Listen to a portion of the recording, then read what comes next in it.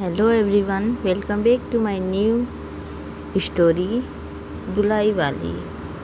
स्वागत है आप लोगों का हमारे हिंदी स्टोरी चैनल पर। आई होप आप लोग को स्टोरी सुनना काफ़ी अच्छा लगता होगा। और आज हम लेकर आए हैं हमारे प्रसिद्ध लेखिका बंग महिला की स्टोरी दुलाई वाली। कुछ हम लोग बंग महिला के बारे में जान लेते हैं, इसके बाद दुलाई वाली कहानी को जानेंगे। बंग महिला का नाम पहले हम लोग अच्छे से जान लेते हैं।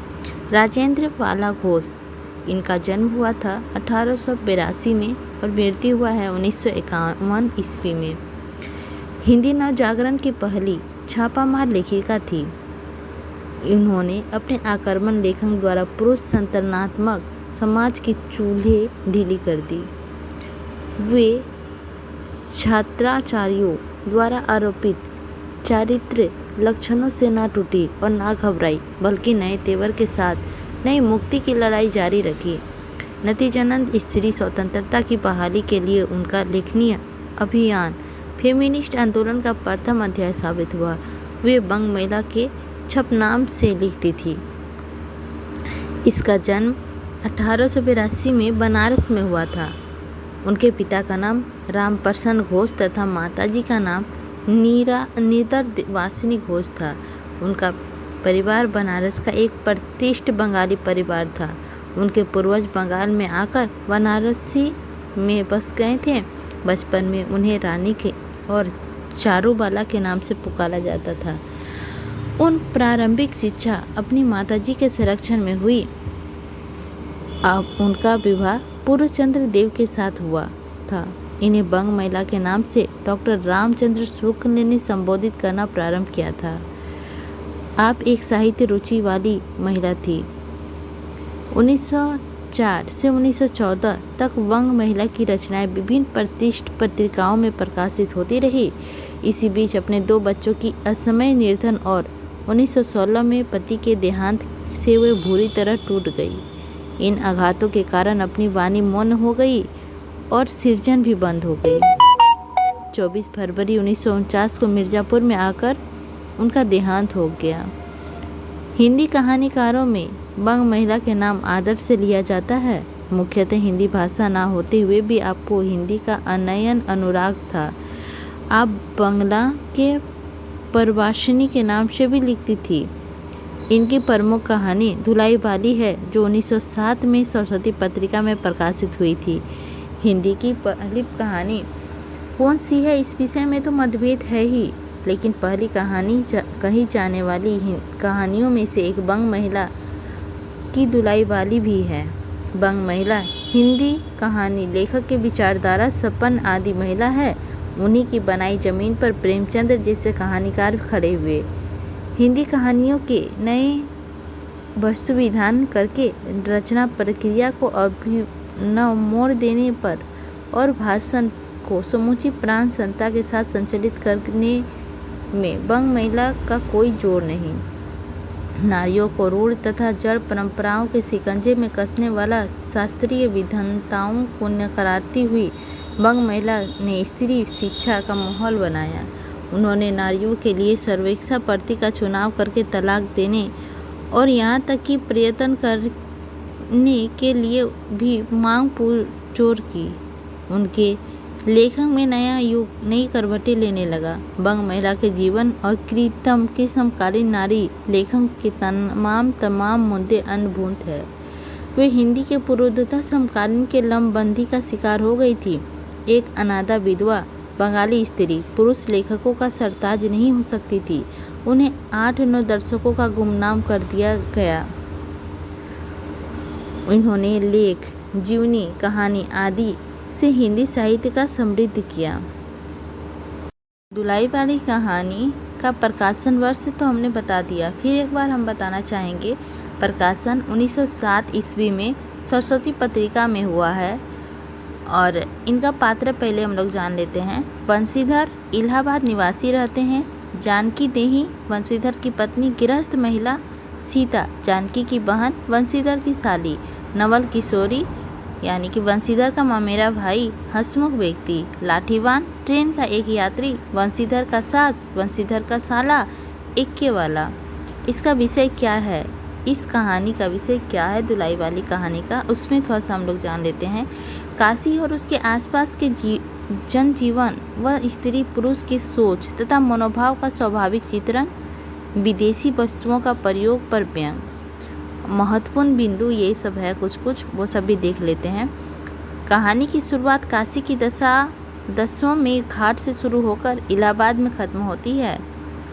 और दुलाई वाली का अर्थ है कपड़े का मोटा चादर जिसे नवविवाहिता औरतें घूंघट लेती है। तो अब हम लोग कहानी शुरू करें, इसके बाद फिर देखते हैं क्या क्या है कहानी में। तो चलिए बिना लेट किए हम लोग कहानी को शुरू करते हैं और फिर देखते हैं क्या क्या है। काशी जी के 10वां मेघ घाट पर स्नान करने एक महिला बड़ी विनम्रता के साथ गोदोलिया की तरफ आ रहा था। एक हाथ में एक मैली सी तौलिया में लपेटी हुई भीगे धोती और दूसरे में सुरती की गोलियों की कई डिब्बियाँ और सूंघनी की एक पुड़िया थी। उस समय दिन के 11 बज रहे थे।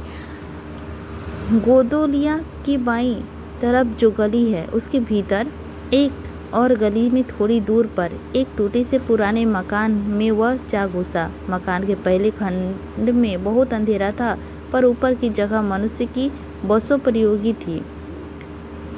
नवगत मनुष्य धड़धड़ाता हुआ ऊपर चढ़ गया। वहाँ एक कोठरी में उसके हाथ में चीज़ें रख दी और सीता सीता कहकर पुकारने लगा। क्या है, कहती हुई एक 10 बरस की बालिका आ खड़ी हुई। तब उस पुरुष ने कहा, सीता जरा अपनी बहन को बुला ला। अच्छा, कहकर सीता गई और कुछ देर तक एक नवीना स्त्री लाकर उपस्थित हुई। उसे देखते ही पुरुष ने कहा, लो, हम लोगों को आज ही जाना होगा। इस बात को सुनकर स्त्री कुछ आश्चर्ययुक्त होकर और झुंझलाकर बोली, आज ही जाना होगा?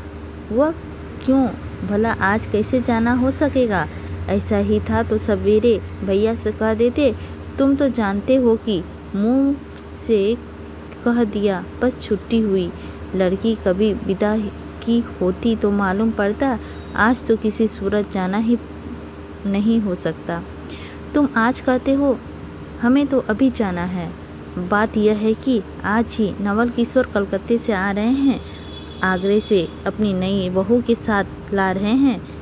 सो उन्होंने हमें आज ही जाने के लिए इसरार किया है। हम सब लोग मुगल सराय की साथ ही इलाहाबाद चलेंगे। उसका तार मुझे घर से निकलते ही मिला। इसी में तो मैं झट नहा धोआ कर लौट आया। बस अब करना क्या है, कपड़ा वपड़ा जो कुछ है बांधो, बूंद कर घंटे भर में खा पी कर चलो। जब हम तुम्हें विदा कराने आए ही हैं तब कल के बदले आज ही सही। हाँ, यह बात है, नवल जो चाहे करवाएं। क्या एक ही गाड़ी में न जाने से दोस्ती का बट्टा लग जाएगा? अब तो किसी तरह रुकेंगे नहीं, जरूर ही उनके साथ जाएंगे। पर मेरे तो नाको दम आ जाएगा। क्यों, किस बात से? उनकी हंसी से, उनके किस्से। हंसी ठट्ठा भी रह की अच्छी लगती है, उनकी हंसी मुझे नहीं भाती। एक रोज़ मैं चौक बैठी पुड़िया काट रही थी कि इतने में न जाने कहाँ से आकर नवल चिल्लाने लगी, ए बुआ, देखो तुम्हारी बुआ पुड़िया खा रही है। मैं तुम्हारे शर्म से मर गई। हाँ, भाभी जी की बात उड़ा दी सही। वे बोली, खाने पहनाने के लिए तो आई ही है। पर मुझे उनकी हंसी बहुत बुरी लगी। बस इसी से तुम उसके साथ नहीं जाना चाहती? अच्छा चलो, मैं नवल से कह दूंगा कि यह बेचारी कभी रोटी तक तो खाती नहीं, पूरी क्या खाने लगी। इतना कहकर बंसीधर कटोरी से बाहर चले गए और बोले, मैं तुम्हारे भैया के पास जाता हूँ। तुम रो रुलाकर तैयार हो जाना। इतना सुनते ही जानकी देही की आंखें भर आई और आषाढ़ सावन की ऐसी छठी लग गई। बंसीधर इलाहाबाद में रहने वाले थे। बनारस में ससुराल है। स्त्री को विदा कराने आए हैं। ससुराल में एक साले, साली और सास के सिवा और कोई नहीं। नवल किशोर इसके दूर के नाते में ममेरे भाई हैं, पर दोनों मित्रता का ख्याल अधिक है। दोनों की गहरी मित्रता है। दोनों एक जान दो काबिल है। उसी दिन बंसीधर का जाना स्थिर हो गया। सीता बहन के संग जाने के लिए रोने लगी। माँ रोती धोती लड़की की विदा की सामग्री इकट्ठा करने लगी। जानकी देही भी रोती ही रोती तैयार होने लगी। कोई चीज़ भूलने पर धीमी आवाज़ से माँ को याद भी दिलाती गई। 1 बजने पर स्टेशन जाने का समय आया। अब गाड़ी का इक्का आने जाए कौन। ससुराल वालों की अवस्था अब आगे किसी नहीं। अब 2-4 नौकर चाकर हर समय बने रहें। सीता के बाप के न रहने से काम बिगड़ गया है। पैसे वालों के यहाँ नौकर चाकरों के सिवा और कुछ 2-4 खुशामती घेरे रहते हैं। छूछे को कौन पूछे। एक कहराइन है, सो भी इस समय कहीं गई है। साले राम की तबीयत अच्छी नहीं है। वे हर घड़ी बिछौने की बातें करते हैं। 30 पर भी आप कहने लगे, मैं ही धीरे धीरे जाकर कोई सवारी ले आता हूँ, नज़दीक तो है। बंसीधर बोले, नहीं नहीं, तुम क्यों तकलीफ करोगे, मैं ही चाहता हूँ। जाते जाते बंसीधर विचारने लगे कि इक्के की सवारी तो भले घर की स्त्रियों की बैठने लायक नहीं होती, क्योंकि एक तो इतने ऊंचे पर चढ़ना पड़ता है, दूसरे पराये पुरुष के संग एक साथ बैठना पड़ता है। एक ही पाल की गाड़ी ही कर लो, उसमें सब तैयार का आराम रहता है। पर जब गाड़ी वाले का 1.5 रुपया किराया मांगा, तब बंसीधर ने कहा, चलो इक्का ही सही, पहुंचाने का काम कुछ नवल किशोर तो साथ से ही साथ है, नहीं इलाहाबाद में देखा जाएगा। बंसीधर इक्का ले गया और जो कुछ सवाब था इक्के पर रखकर आप भी बैठ गए। जानकी देही बड़ी विशलता से रोती हुई इक्के पर जा बैठी। पर इस अस्थिर संसार की अस्थिरता कहाँ, यहाँ कुछ भी स्थिर नहीं। इक्का जैसे जैसे आगे बढ़ता गया, वैसे जानकी भी रुलाई भी कम होती गई। सिखरोल का स्टेशन के पास पहुँचते पहुँचते जानकी की आंखें अच्छी तरह से पोंछ चुकी थी। दोनों चुपचाप चले जा रहे थे। अचानक से बंसीधर नज़र अपनी धोती पर पड़ी और एक बात तो हम भूल ही गए कहकर पछता से उठा। इक्के वाले का कान बजाकर जानकी जी ने पूछा, क्या हुआ, क्या कोई ज़रूरी चीज़ भूल आए। नहीं, एक ऐसी देसी धोती पहनकर आना था, सो भूलकर बिलायती ही पहन आए। नवल कट्टर स्वदेशी हुए हैं ना, वे बंगालियों से भी बढ़ गए हैं। देखोगे तो 2-4 सुनाएंगे, बिना ना रहेंगे। और बात भी ठीक है, नवाक बिलायती चीज़ें मोल लेकर क्यों पहन रुपये की बर्बादी की जाए। देसी लेने से भी दाम लगेगा, सही पर रहेगा तो देश ही में। जानकी जरा भवे टेढ़ी करके बोली, धोती तो धोती पहनने से काम, क्या यह बुरा है। इतने में स्टेशन की कुलियों ने आ घेरा। बंसीधर एक कुली करके चले। इतने में इक्के वाले ने कहा, इधर से टिकट लेते चलिए, पुल के उस पार तो डिवरे दर्जे की टिकट मिलता है। बंसीधर फिरकर बोले, और मैं डिवरे दरवाजे का ही टिकट लूँ तो। इक्के वाला चुप हो रहा। इक्के का सवारी देखकर इसने ऐसा कहा, यह कहते हुए बंसीधर आगे बढ़ गए। यथा समय रेल में बैठकर बंसीधर राजघाट पार करके मुगल सराय पहुँचे। वहाँ पुल लांघकर दूसरे प्लेटफॉर्म पर जा बैठे। आप नवल से मिलने की खुशी में प्लेटफॉर्म के इस छोर से उस छोर तक टहलते रहे। देखते देखते गाड़ी का धुआं दिखलाई पड़ा। मुसाफिर अपनी अपनी गठरी संभालने लगे। रेल देवी भी अपनी चाल धीमी करती हुई गंभीरता से आ खड़ी हुई।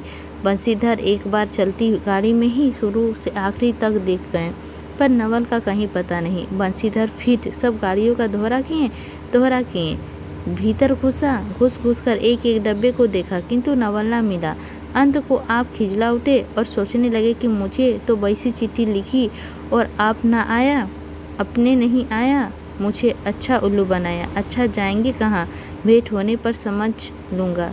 सबसे अच्छी सोच तो इस बात की था कि जानकी सुनेगी तो ताने से ताना मारेगी, पर अब सोचने का समय नहीं। रेल की बात ठहरी। बंसीधर छट गए और जानकी को लाकर जनानी गाड़ी में बिठाया।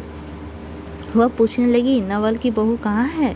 वह नहीं आई, कोई अटकाव हो गया कहकर अपने बगल वाले कमरे में जा बैठे।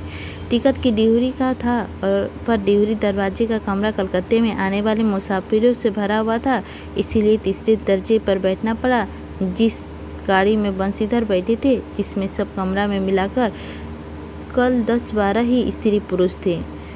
समय पर गाड़ी छूटी। नवल से बातें और न जाने क्या अगल बगल सोचते गाड़ी कई स्टेशन पार मिर्ज़ापुर पहुंची। मिर्ज़ापुर के पेटराम की शिकायत शुरू हुई। उसने सुलझाया कि इलाहाबाद पहुंचने में अभी देर है। चलने के झंझट में अच्छी तरह उसकी पूजा किए बिना ही बंसीधर की बनारस छोड़ा था। इसीलिए आप छठ प्लेटफॉर्म पर उतरे और पानी के बम्बे से हाथ मुँह धोकर एक खोचे वाले से थोड़ी सी ताज़ी पूरियाँ और मिठाई लेकर निराले में बैठकर अपने उन्हें ठिकाने पहुंचाया।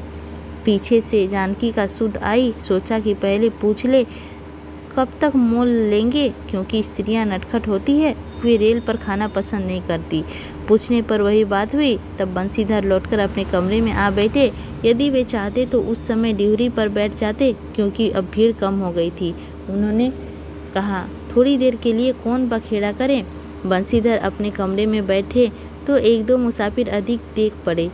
आगे वाले में से एक उत्तर भी गया था। जो लोग थे सब तीसरे दर्जे के योग जान पड़ते थे। अधिक सभ्य कोई थे तो बंसीधर ही थे।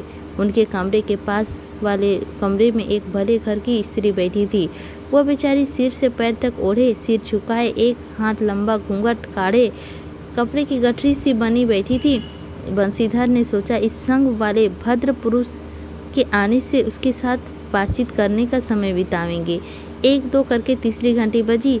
तब वह स्त्री कुछ अचक्कर थोड़ा सा मुंह खोल जंगले से बाहर देखने लगी। जिहुरी गाड़ी छूटी। वह मानो काँप सी उठी।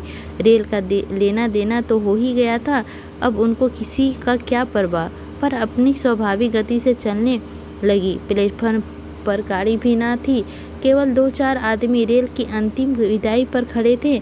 जब तक स्टेशन दिखलाई दिया तब वह बेचारी बाहर देखती रही। फिर अस्पष्ट आवाज़ से रोने लगी। उस कमरे के 3-4 पौड़ा ग्रामीण स्त्रियां भी थी, पर एक जो उसके पास ही थी कहने लगी, अरे इनकर मैंने तो नहीं आइलेन तो देखो रोवल कथराइन। दूसरी, अरे दूसरी गाड़ी में बैठा हो ही गए। पहली, दूर बैरवी ई जनानी गाड़ी थोड़ी है। दूसरी, ताऊ हो भूलू तो कहूँ, कहकर दूसरी भद्र महिला से पूछने लगी, कौन गांव उतरबू बेटा, मिज जैलपुरा चढ़ी हो ना। उसके जवाब में उसने जो कुछ सो वह सुनी ही नहीं। तब पहली बोली, हम पूछिला ना, हम कहाँ उतरबू हो, आए इलाहाबाद। दूसरी, इलाहाबाद कौन गांव हो गोया। पहली, अरे नहीं जनलो, प्रयाग जी, जहाँ मैनी मकर नहाए जाला। दूसरी, भला प्रयाग जी काहे न जानित ले कहिले नहीं, तोहरे पंच के धर्म से 4 दाई नहाय चुकी है। ऐसे ही हो सोमवारी उवर कहन दका लाग रहा, तउन तुहसे काशी जी नहाई गई रहे। पहली, आवे जाए के तो सब आउ तो जाता, बटेन फूक्स ई साइड तो बेचारो विपत में ना पड़ित बटाली हे। हम पाँचा ई राजघाट तिसठ कट ऊनी मोंगल के सरैया उतर लिही हो तो पुण्य चढ़ाई। दूसरे, ऐसे एक दाई हम आवत रहे, एक मिली औरो मोरे संगे रही। दुकौने तिसनिया के उसर मलविवा उतरे से ही जुताइनी गाड़ी खोली। अब भैया उगरा फाड़ नहिले, ए साहब गड़िया खड़ी कर, ए साहेब गड़िया तनी खड़ी कर, भला गड़िया दहितनी काहे की खड़ी होई। पहली, वो मेहरवा बड़ी उगसक रहल, भला केहू के चिड़ाए से रेलवा कहीं रोकी ली होला। इसकी बात से कुल कमरे वाले हंस पड़े। अब जितने स्त्री पुरुष थे एक से एक अनोखी बातें कहकर अपने अपने तजुर्बे बयान करने लगी। बातचीत से उस बेचारी अबला की स्थिति पर दुख प्रकट करती जाती थी।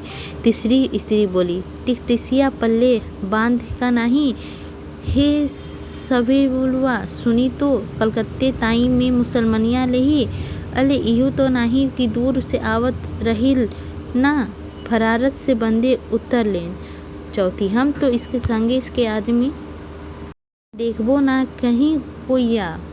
तीसरी, हम देखले रहनी हो मज्जे एक टोपी दिहिल रहिलन को। इस तरह अपनी बेसिक पैर से बातें सुनते सुनते वसीदर उब उठे। तब उन स्त्रियों को कहने लगे, अरे तुम तो नाहक उन्हें और भी डरा रही हो। जरूर इलाहाबाद तार गया होगा और दूसरी गाड़ी में वे भी पहुंच जाएंगे। मैं भी इलाहाबाद जा रहा हूँ, मेरे संग भी स्त्रियाँ हैं। जो ऐसा ही है तो दूसरी गाड़ी में आने पर स्टेशन ही ठहरा रखूँगा। तुम लोगों में ही यदि कोई प्रयाग उतरे तो थोड़ी देर के लिए स्टेशन पर ठहर जाना। इनको अकेले छोड़ देना उचित नहीं। यदि पता मालूम हो जाएगा तो मैं इन्हें इनके ठहराने के स्थान पे पहुंचा दूंगा। बंसीधर की इन बातों से स्त्रियां बाक भरा दूसरी ओर से बह चली। हाँ, यह बात तो आप भली कही। नहीं भैया, हम पंचे कहरिया के सुहू कुछ कहीं।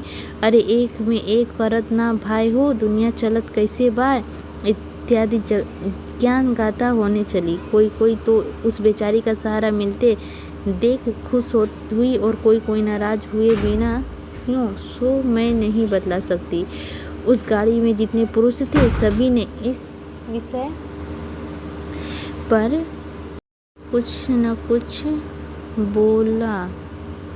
पिछले कमरे में केवल एक स्त्री जो साफा शीशी छीट में दुलारी ओढ़े अकेली बैठी थी कुछ नहीं बोली। कभी कभी घूंघट के भीतर से एक आंख निकाल के बंसीधर की ओर ताक देती थी और सामने हो जाने पर फिर मुंह फेर लेती थी। बंसीधर सोचने लगे कि यह क्या बात है। देखने में तो यह भले घर की मालूम होती है पर आचरण इसका अच्छा नहीं। गाड़ी इलाहाबाद के पास पहुंचते हुए बोली बंसीधर उस स्त्री को धीरज दिलाकर आकाश पाताल सोचने लगे।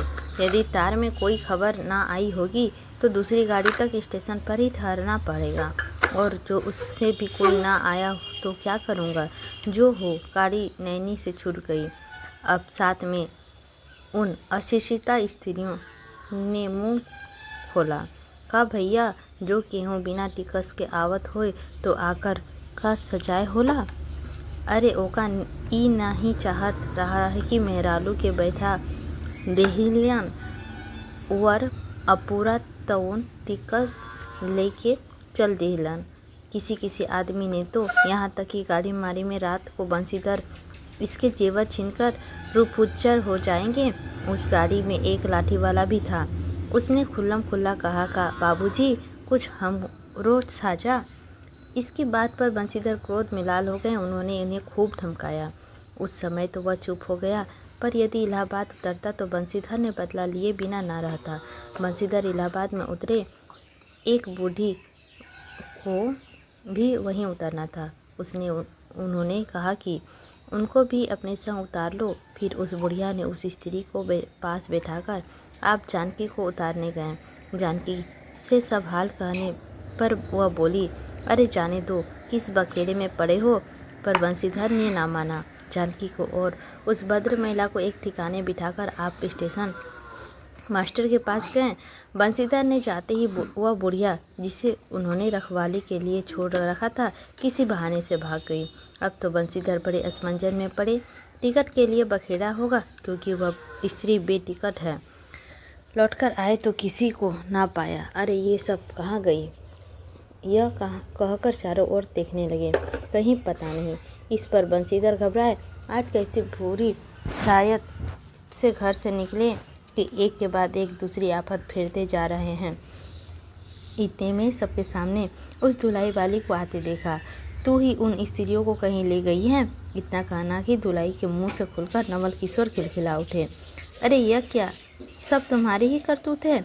अब मैं समझ गया कैसा गजब तुमने किया है। ऐसी हंसी मुझे नहीं अच्छी लगती। मालूम होता है कि वह तुम्हारी ही बहू थी। अच्छा, तो वह गई कहाँ।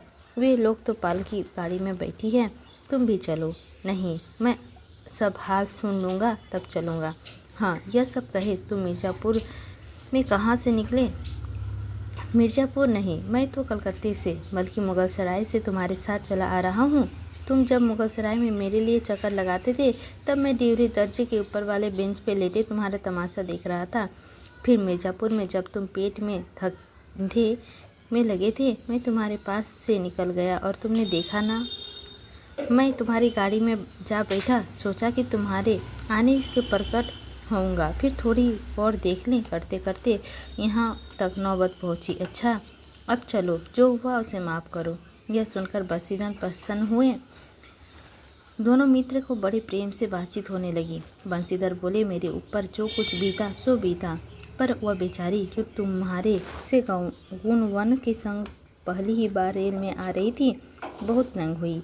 उसे तो तुमने नाहक रुलाया, बहुत ही डर गई थी। नहीं जी, डर किस बात का था, हम तुम दोनों गाड़ी में ही थे ना। हाँ, पर यदि मैं स्टेशन मास्टर का इल्तिजा कर देता तो बखेड़ा खड़ा हो जाता ना। अरे तो क्या, मैं मर थोड़े ही गया था। 4 हाथ की धुलाई की बिसात की कितनी। इसी तरह बातचीत करते करते दोनों गाड़ी के पास आ गए।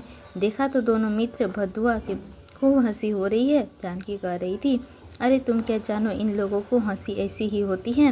हंसी में किसी के प्राण भी निकल जाए तो इन्हें दया न आवे। खैर, दोनों मित्र अपनी अपनी घरवाली को लेकर राजी खुशी घर पहुँचे और मुझे भी उनकी ही राम कहानी लिखने की छुट्टी मिली। 1907। इसी के साथ हमारे दुलाई वाली कहानी समाप्त होती है।